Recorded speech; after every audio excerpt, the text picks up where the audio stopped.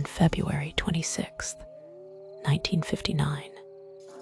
Deep in the Ural mountains of Soviet Russia, a rescue team stumbled upon something strange, a torn tent, half buried in snow. Sat eerily silent under the gray signs of life. But as they dug through the snow, they began to uncover a story so horrifying, so mysterious, that it remains unsolved to this day.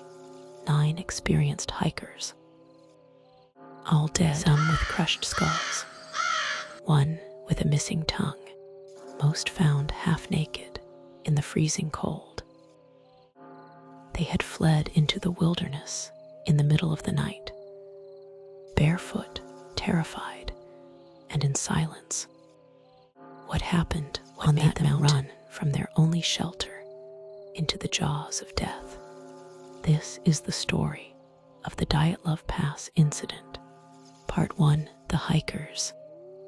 In January 1959, 10 students from the Ural Polytechnic Institute in Sverdlovsk, now Yekaterinburg, set off on a skiing expedition into the northern Ural mountains.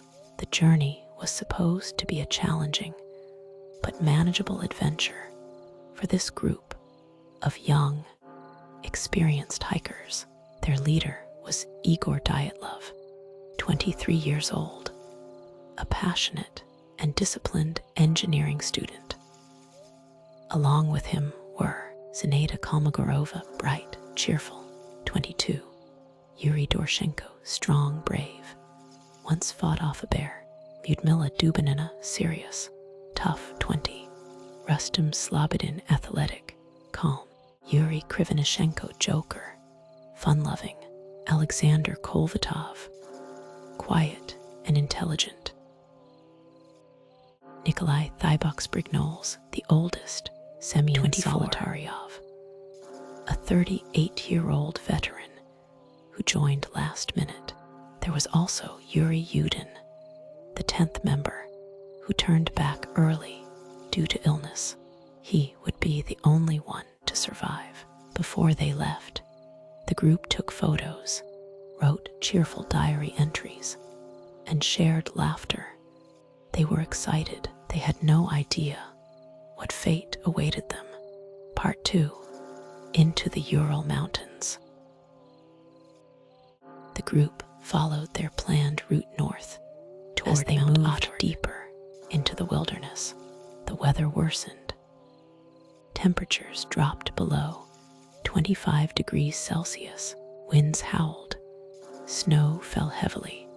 On February 1st, they reached the slopes of Khalat Siakal, a Mansi name that means mountain of the dead.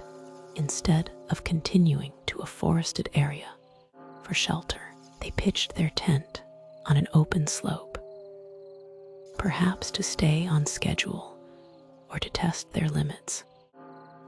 It was the last known camp. From there, recovered journal entries and photographs. Everything seemed normal. They cooked dinner, took photos, laughed, wrote jokes in their group newspaper. But something happened that night. Something none of them expected. The night of terror. No one knows exactly what happened next. But when the rescue team arrived weeks later, this is what they found. The tent was slashed open from the inside.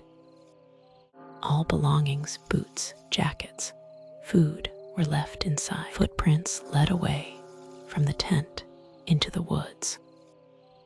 In the snow, barefoot, or with only socks, the footprints were calm, not running, but spread apart. The first 2 bodies were found under a cedar tree 1.5 kilometers away, both half naked, burned and shoeless. A small fire had been lit, possibly in desperation. Dyatlov, Kolmogorova, and Slobodin were found between the tree as if they were trying to return. All 3 died of hypothermia. But Slobodin had a cracked skull. 2 months later, 4 more bodies were found in a nearby ravine, buried under 4 meters of snow. That's when the horror deepened. Lyudmila Dubinina had no tongue, missing eyes, and facial soft tissue torn off. Thybux Brignoles had a massive skull fracture. Zolotaryov's chest was crushed, similar to a car crash. But his body had no external bruises. Alexander Kolvatov's skin was a strange orange color. There were no signs of struggle, no signs of other people, no avalanche debris. The Soviet investigation declared a compelling natural force caused their deaths. Then they closed the case. Part 4. Theories that refuse to die. Since 1959, hundreds of theories have tried to explain what fully makes sense of all the evidence. Here are some of the most discussed. 1. Avalanche theory, the most official explanation. An avalanche scared the hikers, who fled and froze. There was no avalanche and their debris. Footprints remained visible. If an avalanche caused fatal injuries, why no trauma on others? 2. Military testing. Ural mountains were near secret military sites. Some believe parachute mines or sonic weapons were disorienting and injuring the group. Radioactivity was found on some clothing, never explained. 3. Infrasound theory. Some scientists claim wind over the mountain caused infrasound, a low-frequency vibration. This could cause panic, nausea, and hallucinations. But would trained hikers tear their tent, flee barefoot, 4. And die? Mansi attack. The local Mansi people were briefly suspected, but they were peaceful and helped the rescue. No signs of hand-to-hand struggle were found. 5. Paranormal and alien theories. Some point to the orange glow in the sky seen by locals. Others mention UFOs, Yeti sightings, or dimension rifts. A photo found in one camera shows a blurry image, possibly a figure behind the trees. Still, none of these theories can explain everything. Why did they flee calmly, barefoot, into 30 degrees Celsius? Why were some brutally injured, while others not? Why was the tongue missing? Why was the skin orange and hair gray? Part 5. The final hours. Let us imagine the group is asleep in their tent. Then a sound, a tremor, a pressure awakens them. Panic rises. They slash the tent open from the inside and flee into the snow. Without time to dress, they gather at the cedar tree to start a fire. Doroshenko and Krivonishenko die first. 3 others try to return. They collapse one by one. Last 4 find a ravine shelter and begin building a snow den. But they are already injured from something unknown.